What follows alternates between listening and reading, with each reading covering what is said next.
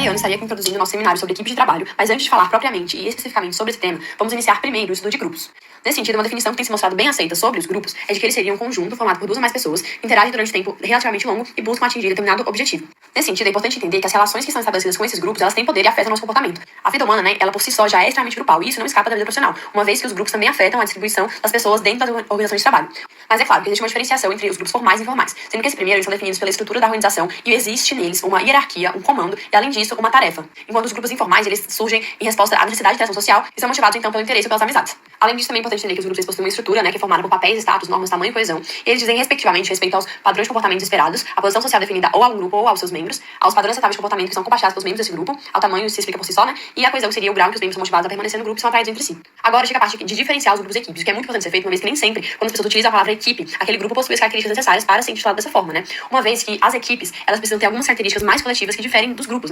Assim, um dos primeiros aspectos em relação à diferença entre grupos e equipes é a natureza do esforço expendido. O que isso significa? Nos grupos, esse esforço ele tende a ter um caráter mais individual, enquanto nas equipes, coletivo. A segunda diferença seria em relação à responsabilidade sobre o êxito do trabalho, que nos grupos tende a cair às vezes sobre uma pessoa, sobre algumas pessoas, enquanto nas equipes cai sobre a equipe como um todo. Então, todos os membros daquela equipe têm essa responsabilidade. Uma terceira diferença seria em relação à meta comum, que nas equipes ela tende a ser claramente estabelecida e somente pode ser atingida a partir do trabalho coletivo. Além disso, as equipes de trabalho elas tendem a ser células semi-autônomas ou autônomas, então eles têm esse grau de autonomia que é diferenciado dos grupos. O entrevistado do nosso grupo ele é um homem de 21 anos, que ele está atuando numa equipe no setor de métodos digitais de pagamento. E ele faz parte de um grande grupo, seria de 32 pessoas, mas ele atua dentro de uma equipe de 6 pessoas que fazem a manutenção de um aplicativo. Dentro desse pequeno grupo, cada um tem uma atividade específica, que é dividida de acordo com as habilidades e conhecimentos de cada um dos membros. Existe, então, uma clara distribuição de tarefas com autonomia entre esses parceiros, e eles trabalham em conjunto para a atividade ser construída. Assim, as metas só são atingidas se todos completam suas respectivas partes, e a responsabilidade sobre isso recai sobre toda a equipe, evidenciando nessa questão tanto de responsabilidade quanto de coletividade para resolver as atividades. E para finalizar, eles utilizam a metodologia Scrum, que é uma abordagem para gerenciamento e desenvolvimento de projetos. Desse modo, a partir dessa metodologia, eles se reúnem a cada 15 dias para ver as próximas metas e também diariamente para discutir como foi o dia anterior e desenvolver autonomia e comunicação entre os membros, uma vez que eles dependem uns dos outros e se ajudam em diversos aspectos. Bom, então quando você fala de como é a motivação, a satisfação e a liderança dentro do grupo do entrevistado, a motivação seria justamente essa força emocional consciente, que é responsável pela direção. No caso do entrevistado, se trata de uma escolha consciente. A intensidade seria a atratividade do alvo, que no caso é um cargo maior, uma promoção. E a persistência dos esforços seria justamente a manutenção dessa ação para alcançar essa meta. No contexto do entrevistado, eu acho que caberia trazer a teoria da expectativa de Vroom, uma vez que o esforço que ele desempenha corresponde à expectativa de que isso vai produzir uma recompensa e essa recompensa para ele é interessante. A satisfação é justamente esse componente afetivo, esse estado emocional positivo que ele tem em relação ao trabalho, à empresa, e se mostrou alto, uma vez que a relação que ele tem com os colegas e com a chefia é uma relação boa, de boa troca, e a relação com os salários e as promoções é algo que para ele é atrativo. E ao se tratar da liderança, ela se mostrou transacional em alguns aspectos, mas predominantemente transformacional, uma vez que o chefe dele influencia ele a transcender seus próprios interesses em nome de metas coletivas e as ações dele sensibilizam em relação a valores, às missões significativas, promovendo um senso de propósito da empresa, como também levando ao desenvolvimento e ao empoderamento desse entrevistado. E dentro desse contexto de liderança, eu trouxe uma frase do Robbins que vai exemplificar muito como é a relação dele, do líder dele dentro da empresa, que fala: o líder apoia a equipe e toma decisões de forma democrática, o que reforça a influência social baseada na participação e no consenso, que é justamente essa proximidade que ele tem com o líder dele, de ter essa troca, seja de conhecimento, seja de informações, e ter essa abertura para ter esse contato. E por justamente ter uma motivação alta, uma satisfação alta e essa liderança ter esse caráter transformacional, isso vai gerar impactos dentro da equipe, promovendo maior desempenho, melhores relações interpessoais, seja com os líderes, seja com os colegas, menor rotatividade dentro da empresa, assim como um maior comprometimento organizacional, e leva a uma maior produtividade e um maior envolvimento com o trabalho, uma vez que o grau de identificação é grande dentro dessa empresa. E isso se mostrou muito claro quando ele falou que se sente orgulhoso e gosta de trabalhar na empresa, porque é um pessoal que ele confia bastante e possui boas trocas tanto dentro quanto fora da empresa, seja com o chefe, seja com os colegas de trabalho. Em relação aos mitos sobre equipe de trabalho, tem o de que equipes são mais eficazes que indivíduos trabalhando isoladamente. Porém, esse mito ele é muito generalista, uma vez que vai depender de como é a organização do trabalho dentro dessa equipe, qual o nível de coesão, qual o perfil e a personalidade dos membros dessa equipe. E no caso do entrevistado, a equipe é fundamental, uma vez que o trabalho dele exige habilidades diferentes, que ele precisou se especializar para conseguir aprimorar o seu serviço. Logo, a equipe é fundamental para a execução dessa tarefa. Por último, é o mito: quanto maior a interdependência entre os membros, maior é a efetividade, que é um problema dentro da empresa que ele trabalha, porque justamente ele e a dupla dele não conseguem entregar a demanda no prazo, por depender de outras pessoas, e essas pessoas também não conseguirem cumprir com os prazos, por receber demandas extras de liderança de alto escalão, e isso aumentar consideravelmente o tempo para realizar as tarefas.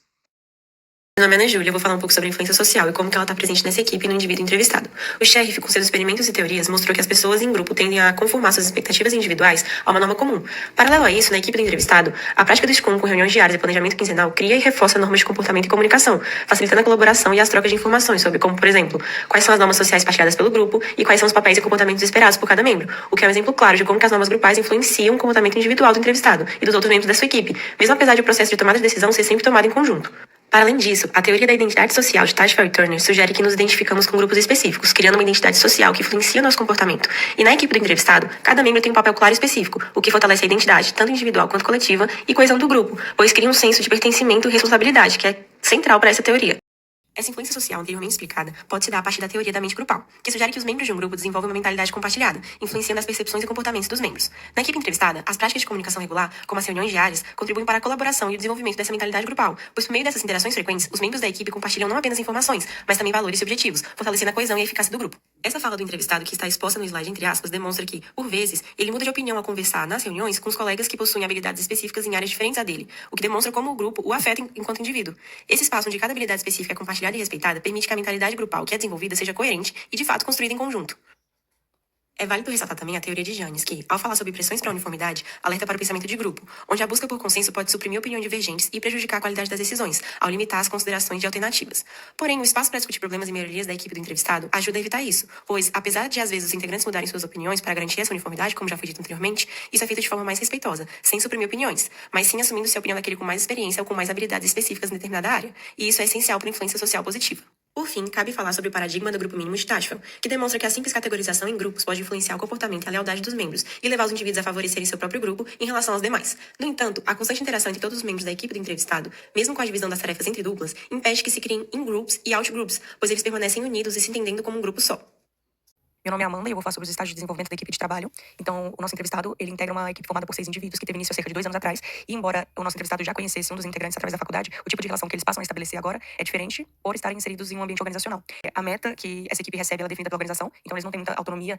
nessa parte, né? E essa fase se encerra quando os indivíduos se reconhecem como uma equipe e têm familiaridade com a meta a ser cumprida. Em seguida, inicia-se a fase de conflito, que é marcado por processos de ajuste e negociação, mas nessa fase não tem tanto embates diretos, dado que as tarefas têm uma subdivisão implícita, determinadas pelo sistema operacional. Então, nessa equipe, a gente tem cerca de 2 indivíduos especializados para cada sistema operacional e indivíduos que cuidam do back-end, que diz respeito às informações do usuário. Então, as negociações e os ajustes que serão feitos nessa fase são muito mais entre os pares do mesmo sistema operacional e entre pessoas do sistema operacional com indivíduos do back-end. Em seguida, inicia-se a fase de normatização, que, segundo o entrevistado, é marcado por uma alta coesão e identificação entre os membros da equipe. Ele pontua também que não costumam ter divergência e que eles sempre atuam de modo a se auxiliar e se amparar de modo a preencher as possíveis lacunas que impossibilitem o cumprimento da tarefa. Por fim, inicia-se a fase de desempenho, que é marcada pela execução das tarefas necessárias para atingir a meta, e o nosso entrevistado pontua que essa fase geralmente não tem um bom desenvolvimento, porque as gerências e cargos superiores sempre costumam introduzir novas metas. Isso faz com que eles necessitem retornar à fase de conflito, evidenciando que é posto em Zanelli de que os estágios de desenvolvimento da equipe não são sequenciais, e eles se reorganizem e façam um replanejamento de acordo com os prazos a serem cumpridos. Mesmo que eles tenham pré-estabelecido a cada 15 dias retornar à fase de conflito, a demanda exigida deles faz com que eles retornem à fase de conflito antes desse período pré-estabelecido.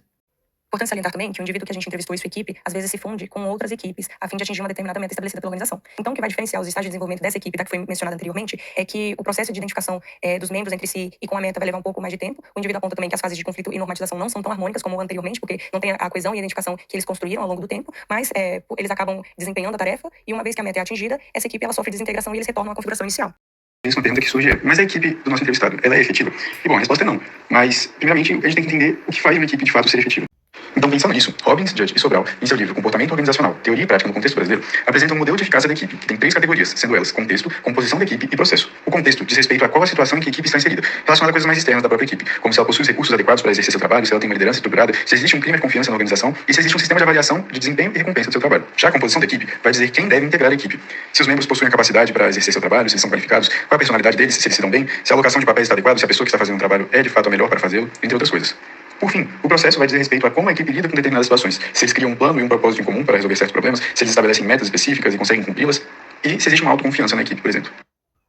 No entanto, algumas coisas principais podem ser avaliadas para dizer se uma equipe é ou não é efetiva, como se ela consegue entregar tarefas com padrão de qualidade que devem ser validados por membros externos, se ela cumpre os prazos estabelecidos, se ela satisfaz as necessidades do grupo e gera resultados afetivos positivos, e se ela consegue sobreviver ao processo de execução da tarefa com poucas perdas. Dessa forma, que nem dito anteriormente, agora podemos entender por que a equipe do nosso entrevistado não é uma equipe efetiva. Primeiramente, eles apresentam dificuldades no cumprimento dos prazos estabelecidos para entregar suas tarefas. As tarefas também não são transmitidas de forma clara. É comum que os trabalhadores fiquem perdidos, sem saber o que fazer, pois toda hora chega alguma tarefa nova que deve ser priorizada, e a tarefa que eles haviam começado primeiro deve ser abandonada, o que faz com que a equipe não seja tão efetiva. Existe também uma pessoa que fica responsável apenas por receber demandas extras, organizá-las e passar a informação, e essa pessoa não tem conhecimento de programação, e por muitas vezes acaba por aceitar demandas inviáveis de serem entregues no prazo, por falta de domínio do assunto. Se ele tivesse formação em programação igual aos outros membros, ele saberia quais demandas são inviáveis e poderia recusá-las. Com isso, algumas possíveis soluções foram pensadas para resolver os problemas dessa equipe. Dentre eles, O primeiro seria a capacitação dos integrantes desse grupo, na intenção de evitar a situação descrita anteriormente. Outra solução pensada seria de aumentar o número de integrantes da equipe. A equipe, atualmente, é composta por 6 indivíduos, e uma pessoa a mais poderia ajudar a lidar com as tarefas fora do prazo. Além disso, essa pessoa extra poderia ficar responsável exclusivamente por lidar com as demandas extras que surgem. Enquanto isso, os outros integrantes da equipe ficam responsáveis por lidar com suas funções normais. No entanto, é preciso ter cuidado, porque aumentar o número de integrantes dentro de uma equipe pode gerar folga social, uma tendência que as pessoas têm de se esforçar menos ao trabalhar em grupo. Além disso, ter um número maior de pessoas em um grupo pode dificultar a comunicação dentro dele. E ainda mais, corre-se o risco de que a pessoa adicionada possa não ser compatível com o grupo, podendo gerar uma falta de sinergia entre eles e prejudicar o trabalho.